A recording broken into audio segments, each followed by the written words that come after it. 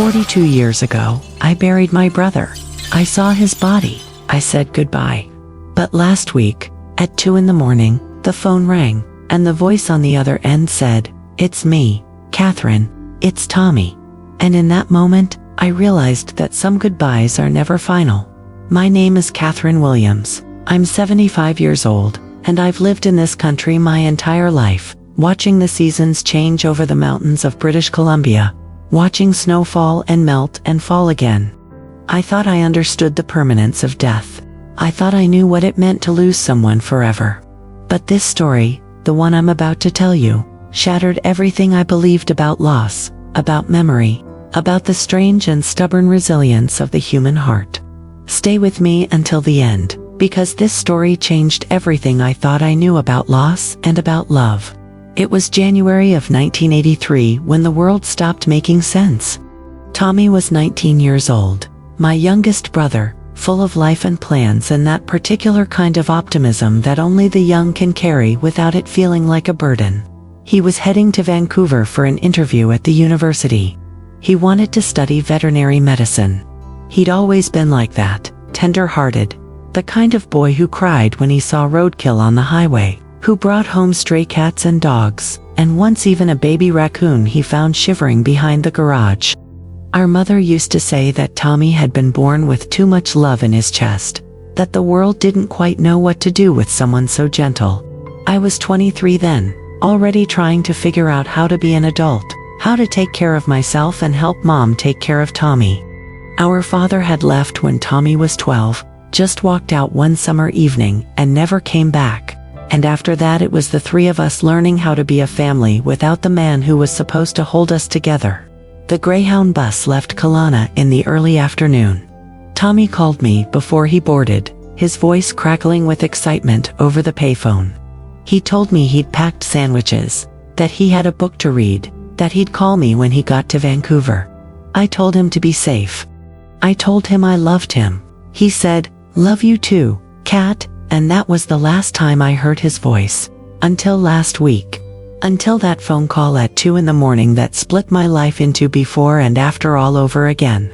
The snowstorm came down hard that night, one of those January blizzards that turns the world white and silent and treacherous. The Greyhound was traveling along the Coquihalla Highway, and somewhere in the darkness and the wind, the driver lost control. The bus went off the road, rolled down an embankment, and 17 people died. Tommy was listed among the dead. They called me the next morning. I was the one who had to drive to Hope, to the morgue, to identify the body because our mother couldn't do it. She was already broken by the news, already retreating into a grief so deep I wasn't sure she'd ever come out of it. So I went alone, 23 years old, and terrified, into that cold, sterile room where they kept the bodies of people who'd died too soon and too violently. The man who worked there was kind, but his kindness was clinical, the sort of gentleness you learn when you've seen too much death. He pulled back the sheet, and I looked at the face beneath it. It was swollen and bruised, battered by the impact, the skin mottled and strange in the fluorescent light. The hair was the right color, dark brown, almost black. The build was right, slim and tall. There was a gash across the forehead, and the cold had settled into the body, making it stiff and distant, more like a sculpture than a person.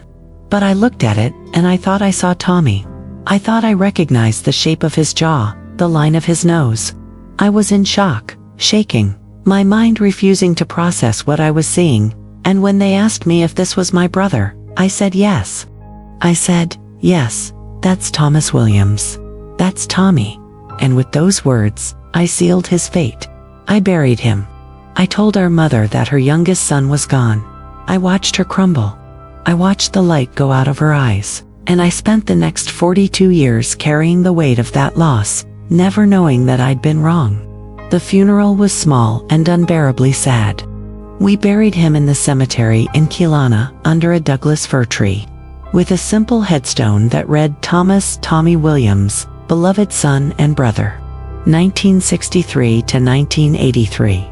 Our mother stood there in the snow, silent and hollow, and I held her hand, and we both cried until we had nothing left. After that, life went on the way life does. even when you don't want it to. I got married. I had children. I built a career, celebrated birthdays, watched my own kids grow up and leave home. But there was always a space inside me where Tommy used to be, a cold, quiet place that never warmed up, no matter how much time passed. Our mother died 10 years ago, still grieving, still carrying the loss of her youngest son like a stone in her chest. And I thought that was the end of the story. I thought the sad, simple truth was that Tommy had died young, and we'd spent our lives missing him, and that was all there was. But last Tuesday night, the phone rang at 2 a.m. I'm 75 now. I live alone in a small house by Okanagan Lake, the same house I've lived in for 30 years. My husband passed 5 years ago, and my children live in other cities, busy with their own lives, their own families. I like the quiet. I've learned to be comfortable with solitude.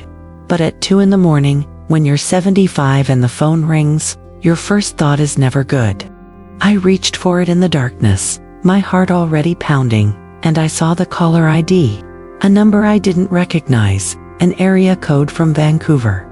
I almost didn't answer, but something made me pick it up, some old instinct, the same instinct that used to wake me up when Tommy had nightmares as a child. I put the phone to my ear and said, "Hello." There was breathing on the other end, heavy and labored, like someone who hadn't spoken in a long time and was gathering the courage to try. Then a voice, rough and uncertain, said, "Catherine? Is this Catherine?" I sat up in bed. My heart was hammering against my ribs. The voice was strange, but underneath the roughness, there was something that made my blood run cold. "Who is this?" I asked. More breathing. Then, quietly, almost like a confession, "It's me, Catherine. It's Tommy." I dropped the phone. My hands were shaking so badly I could barely pick it up again. When I did, the line was still open. I could hear him breathing. "This isn't funny," I said, and my voice cracked. "Whoever you are, this is sick. My brother died 42 years ago." "I know," the voice said. "I know how long it's been. I just figured out who I am. I found something, a newspaper clipping about the bus crash, and there's a picture of me, but the name under it says Thomas Williams. That's me, isn't it? I'm Thomas Williams." I couldn't breathe. The room was spinning. "Where are you?" I managed to say. "I don't really know," he said. "A place called the Downtown East Side. Someone told me that's what it's called. I've been here a long time, I think. I live in a shelter on East Hastings Street, but I don't remember. I don't remember how I got here. I don't remember anything before about 15 years ago.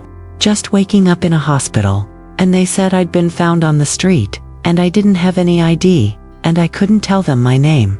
My mind was racing. This couldn't be real. This had to be some kind of scam. Some cruel person who'd found Tommy's name somewhere and decided to torture me with it.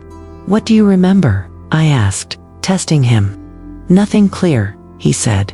"Just feelings. Sometimes I dream about snow, about being cold, about people screaming. And sometimes I dream about a house with a blue door, and someone used to make pancakes with blueberries. Every Sunday." I felt the tears start then, hot and sudden, because I remembered that house. I remembered that blue door, and I remembered our mother making those pancakes every Sunday morning without fail, and Tommy always ate twice as many as anyone else. "What do you look like?" I asked, my voice barely a whisper. "Old," he said, and there was something like sadness in his voice. "Really old. My face is, I don't know how to describe it. Weathered, I guess. I've lived rough for a long time. But I found this picture in the newspaper from the accident, and even though it's 42 years old, I can see it. I can see myself in that face. We have the same eyes." "Tommy had a scar," I said, "on his left forearm, from when he fell off his bike when he was 7. 12 stitches. There was a long pause. "Then, I have a scar on my left forearm. It's old. Really old. I never knew where it came from."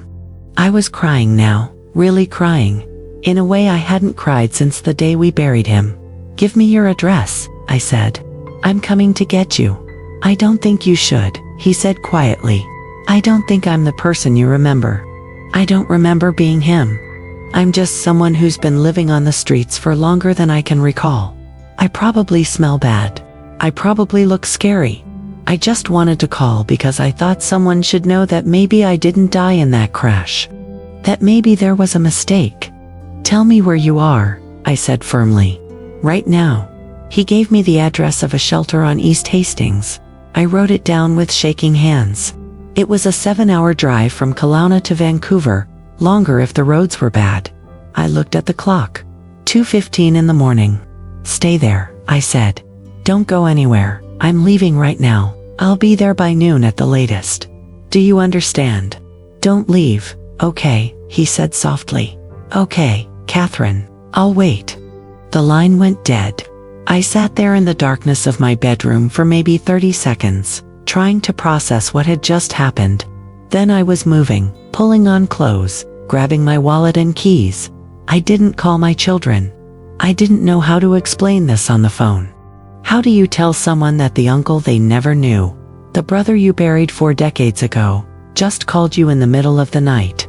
I was out the door before I could second-guess myself, driving through the empty streets of Kelowna, heading west toward Vancouver, toward a truth I wasn't sure I was ready to face. The drive to Vancouver was the longest 7 hours of my life. I kept the radio off because I couldn't stand the noise. My mind was spinning with possibilities, with impossibilities. Part of me was convinced this was a cruel hoax, that I'd get there and find some con artist who'd somehow learned details about Tommy's life. But another part of me, the part that had never fully accepted that my little brother was gone, was screaming that it was real. I thought about that day in the morgue. I was 23 years old, barely more than a kid myself, and they'd pulled back the sheet to show me a face that was battered and swollen from the crash. The body had been in the cold for 12 hours before they recovered it from the wreckage. There was a gash across the forehead, bruising everywhere. But I'd looked at the shape of the face, the color of the hair, the build of the body, and I'd said, yes, that's my brother. That's Thomas Williams. What if I'd been wrong? What if, in my shock and grief, I'd identified the wrong body? The possibility made me feel sick, because if that was true, then Tommy had been alive all this time. Alive and suffering, alone, not knowing who he was. While I'd moved on with my life, while I'd married and had children, and celebrated birthdays and Christmases, while our mother had died still grieving for her youngest son. I pressed harder on the accelerator. I reached Vancouver at 11:30 in the morning. The downtown east side was exactly as bad as I'd heard, maybe worse. Boarded up buildings, people slumped in doorways, needles on the sidewalk. This was where my brother had been living. I found the shelter on East Hastings. It was a low, gray building that looked like it had been there forever. The front door was unlocked. Inside, it smelled like industrial cleaner trying and failing to mask the scent of too many unwashed bodies in too small a space. A woman sat behind a desk near the entrance. She looked up as I came in. "Can I help you?" she asked. "I'm looking for someone," I said. "His name is Tommy. He might not remember his name, but he called me this morning. He said he's been staying here. He would have asked to use a phone around 2 in the morning." She studied me for a moment, then nodded slowly. "Tommy, yeah, I remember. He was pretty worked up. Asked if he could use the phone. Said it was an emergency. Sweet guy. Tommy's been coming here on and off for about 8 years. Keeps to himself mostly. Is he here now? Check the common room. Through there." She pointed to a door on the left. I walked toward it, my heart hammering so hard I thought I might pass out. The common room was a large space with mismatched chairs and tables, a television playing quietly in one corner. There were maybe a dozen people scattered around, most of them looking up as I entered, their eyes wary. And then I saw him. He was sitting alone at a table near the window, his back to me. I could see gray hair, longer than it should be, pulled back in a ponytail. He wore a flannel shirt that had seen better days, and his shoulders were hunched, like he was trying to make himself smaller. I walked toward him slowly, my legs feeling like they didn't quite work right. "Tommy," I said. He turned around. The face that looked at me was nothing like the face I remembered. This man was weathered and worn, with deep lines around his eyes and mouth. His skin was the kind of brown that comes from years of living outside. There was a scar across his left cheek that hadn't been there before. He looked at least 70, not 61. But the eyes, God, the eyes were the same. Brown with flecks of gold, exactly like our father's eyes, exactly like Tommy's eyes. "Catherine," he said, and his voice cracked. I couldn't speak. I just stared at him, this man who might be my brother, this ghost from 42 years ago. He stood up slowly, like his joints hurt.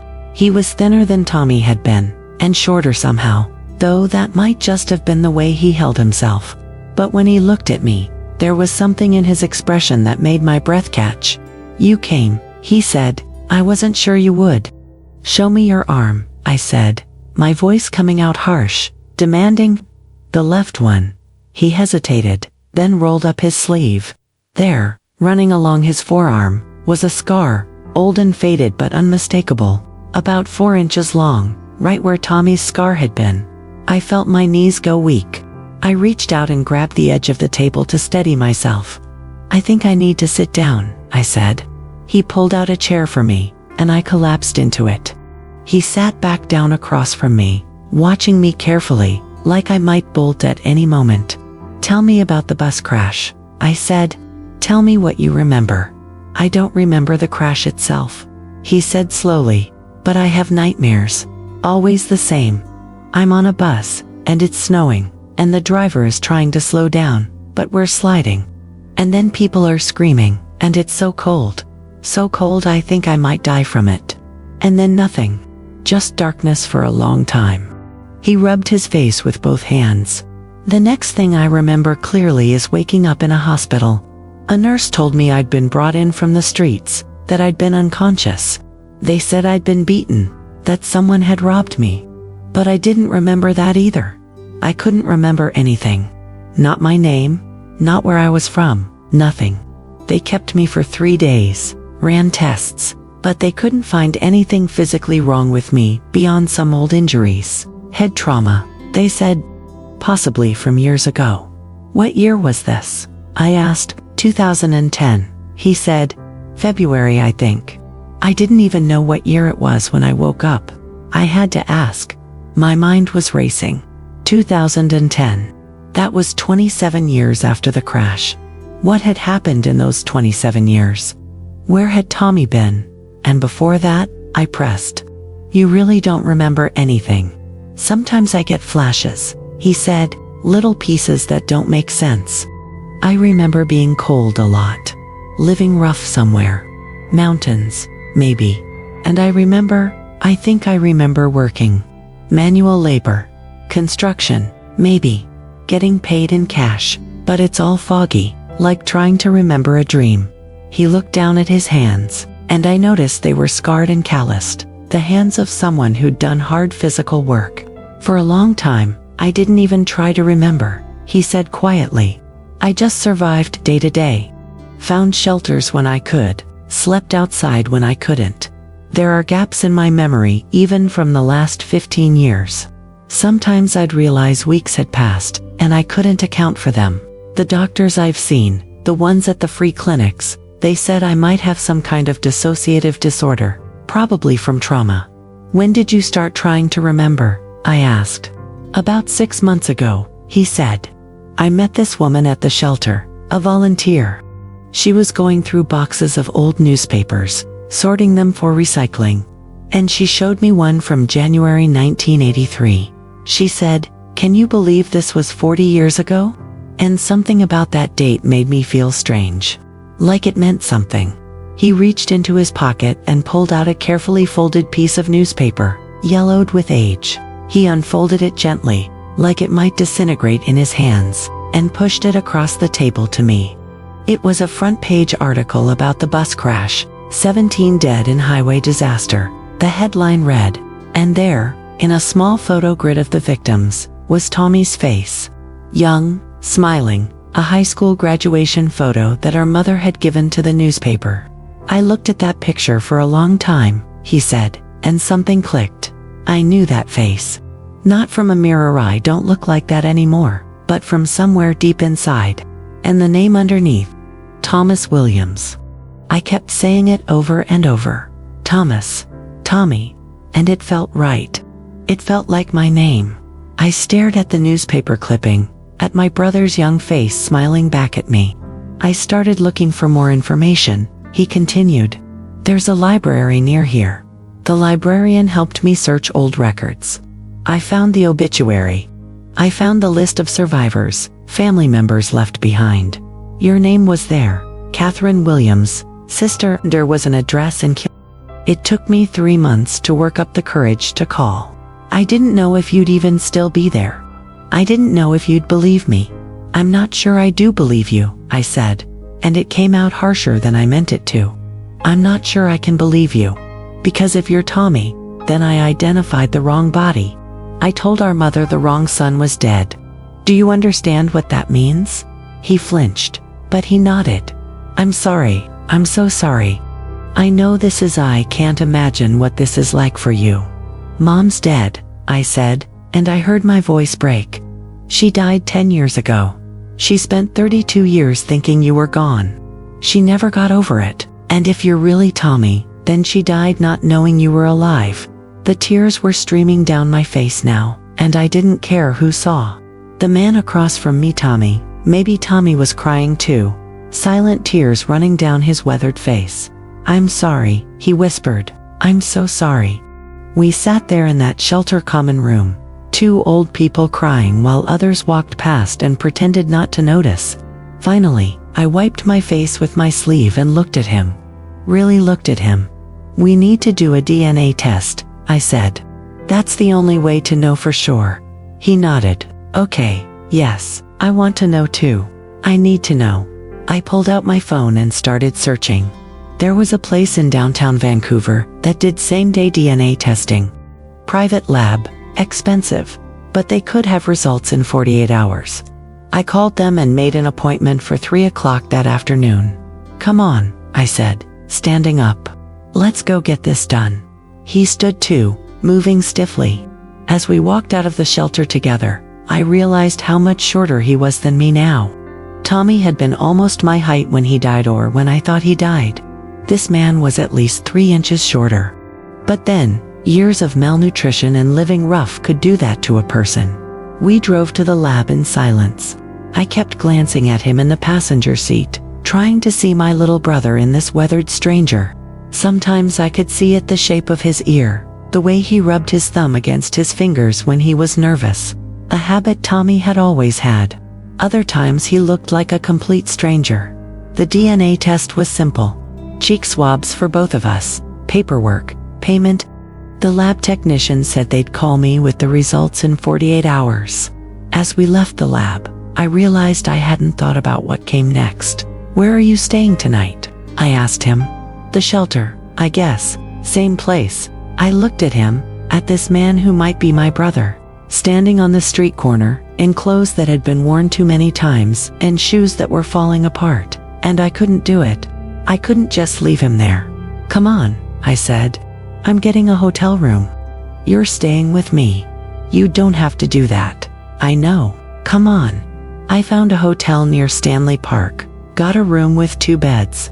The desk clerk gave us a look, me in my clean clothes, and him looking like he'd been living rough, but I didn't care. I paid cash and got the key. In the room, I ordered pizza while he took a shower. He was in there for almost 45 minutes. When he came out, his hair was wet and clean, slicked back from his face, and he'd shaved off a patchy beard. And suddenly, I could see it more clearly, the shape of his face, the set of his jaw, Tommy's jaw. We ate pizza in near silence, the television playing quietly in the background. Finally, he spoke. Thank you, he said. For this, for not just for believing me enough to try. I haven't decided what I believe yet, I said. But I need to know one way or another. He nodded. Can I ask you something? What? What was I like before, when I was Tommy? The question hit me like a physical blow. I set down my pizza and leaned back against the headboard. You were good, I said after a moment. Really good, kind, you know. You were the kid who always brought home stray cats, who cried when you saw roadkill. You wanted to be a veterinarian. You were going to college in Vancouver that year. In September, you were so excited about it. I could see tears forming in his eyes again. You were funny, I continued. Always making Mom laugh, even when she was having a bad day. And you were brave. When Dad left when you were 12, you told me we'd be okay. You said we'd take care of Mom together. And we did. I wish I could remember, he whispered. I wish I could remember being that person. Maybe you will, I said. Maybe when you know for sure who you are, it'll come back. But I wasn't sure I believed that.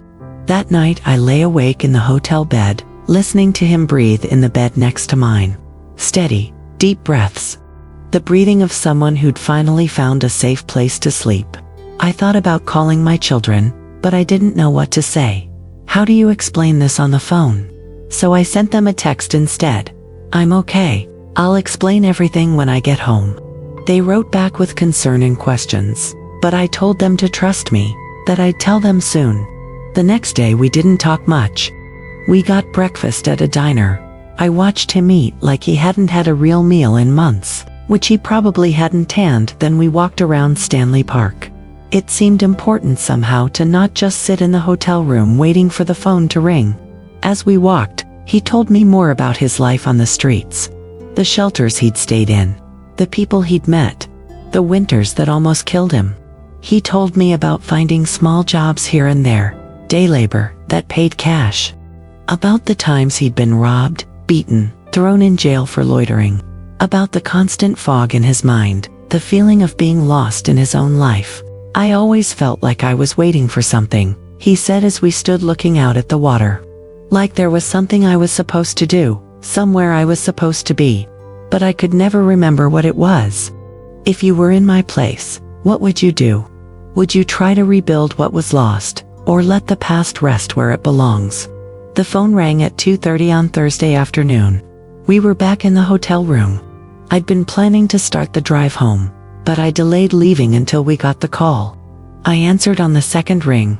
Hello, Mrs. Williams. This is Dr. Sarah Chen from the Vancouver DNA lab. I'm calling with your results. My hand was shaking so badly, I almost dropped the phone. The man sitting on the bed across from me, Tommy. Maybe Tommy was watching me with wide eyes. Yes, I said. Yes, this is Catherine Williams. The results of your DNA comparison test are conclusive.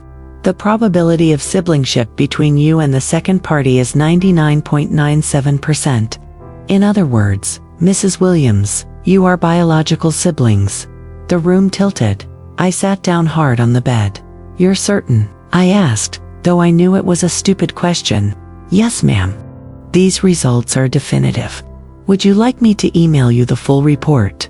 Yes, please. I gave her my email address, thanked her, and hung up.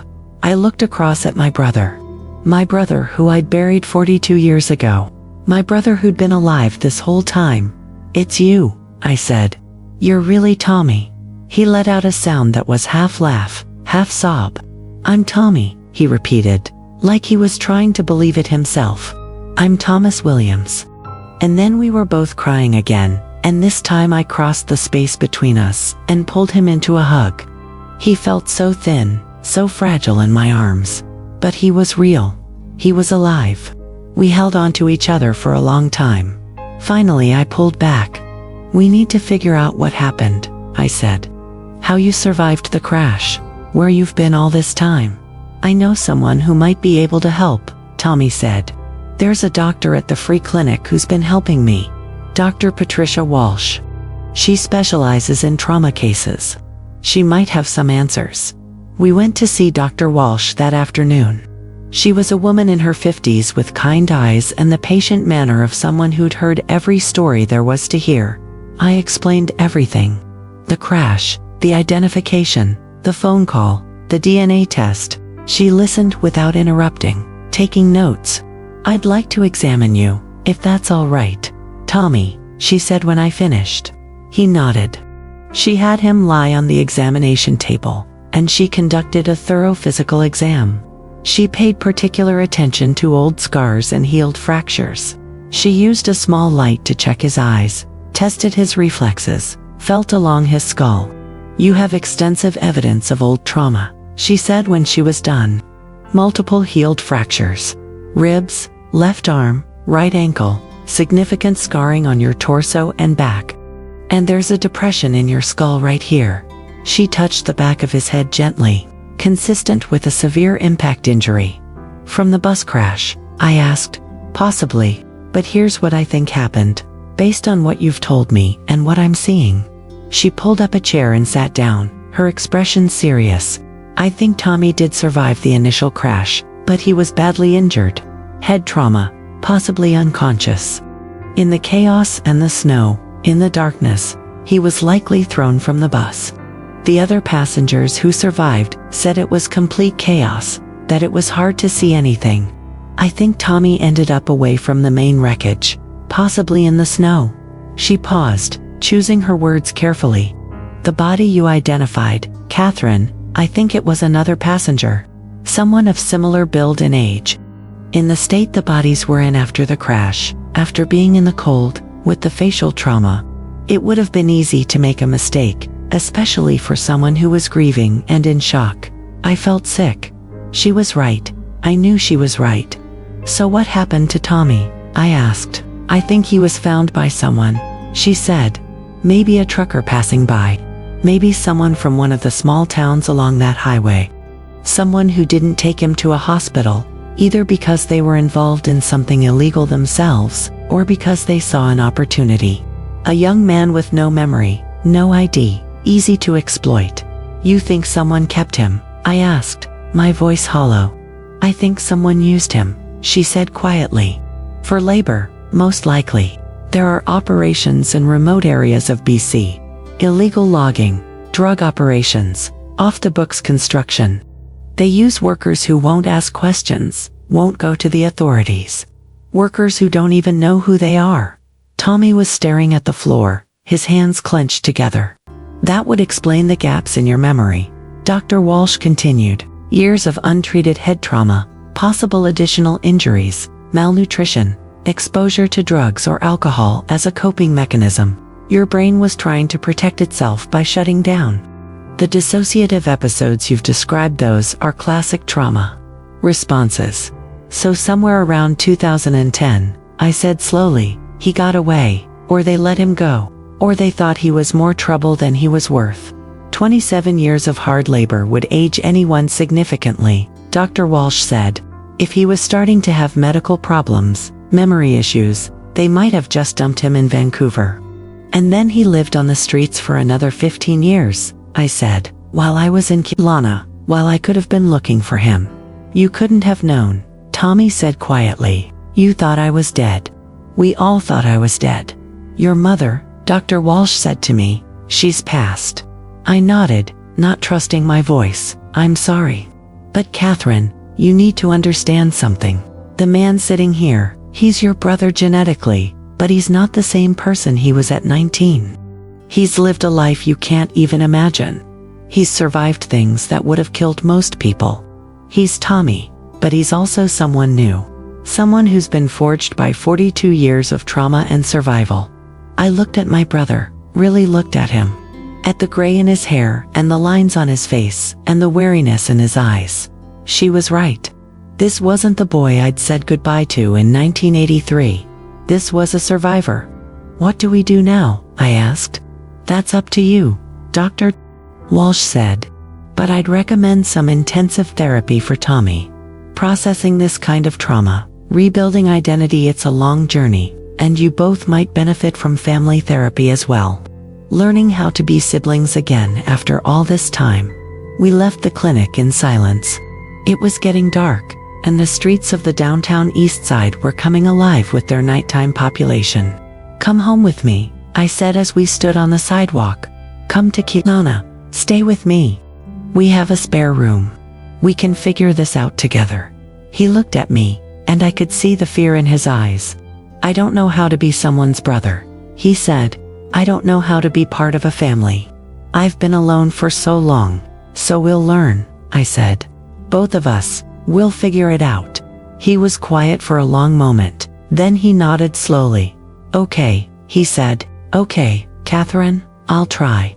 We drove back to Kelowna the next morning. The 7-hour drive felt different this time. I kept glancing over at him in the passenger seat, this brother who'd come back from the dead.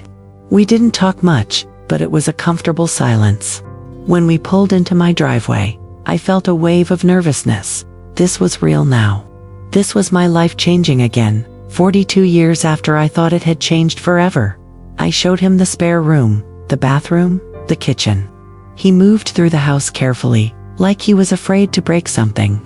"You can stay as long as you need," I told him. "This is your home now, if you want it to be." He looked at me with those familiar eyes, and I saw tears forming again. "Thank you," he whispered. "That was 3 months ago.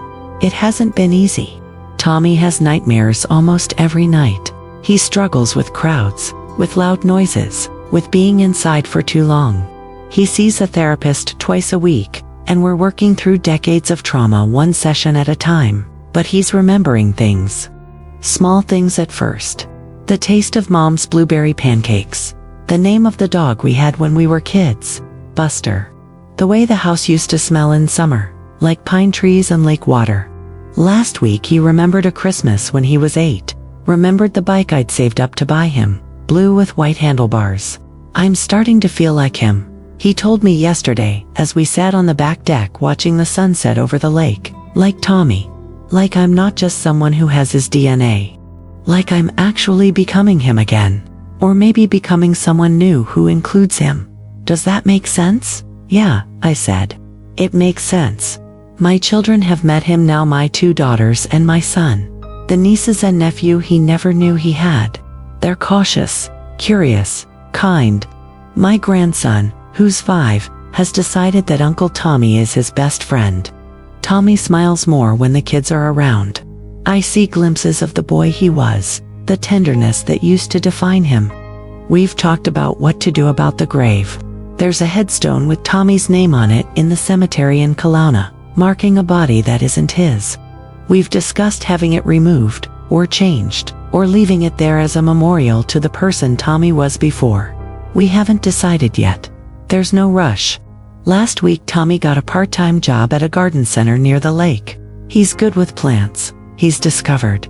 They don't ask questions. They don't judge. He comes home with dirt under his fingernails and stories about customers, about the woman who wanted advice on roses, about the man who was planting a memorial garden for his late wife.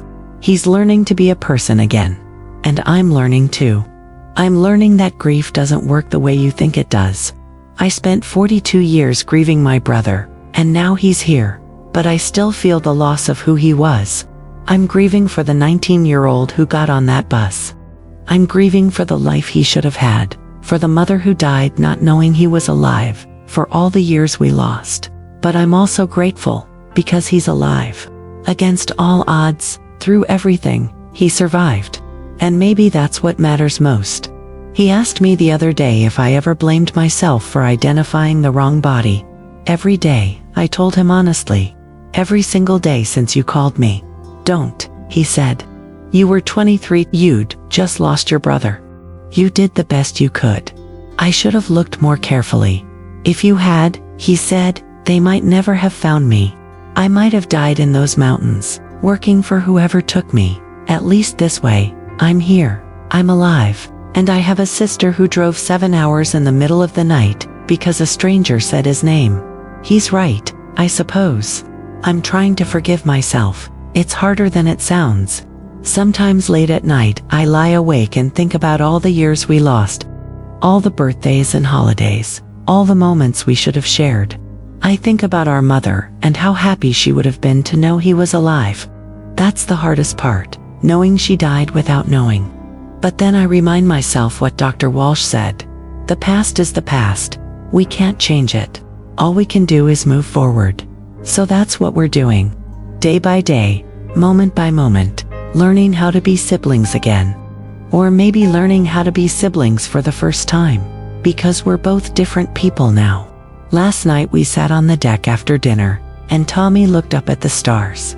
"Do you think Mom knows?" he asked. "Wherever she is, do you think she knows I'm alive?" I thought about it for a moment, then smiled.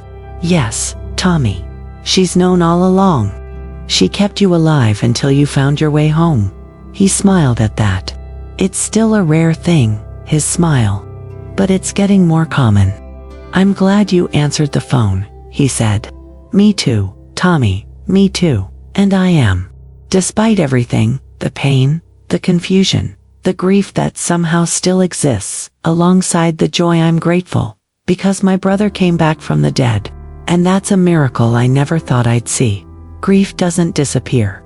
It only changes shape. I spent 42 years mourning a brother who wasn't dead. And now I spend my days learning to love the man who came back. Maybe that's what life really is. Losing, finding, and choosing to love anyway. If this story touched your heart, don't leave without letting me know. Subscribe to the channel, click the bell for notifications, and leave a comment telling me if you still believe in second chances. Because sometimes, hope doesn't die, it just waits.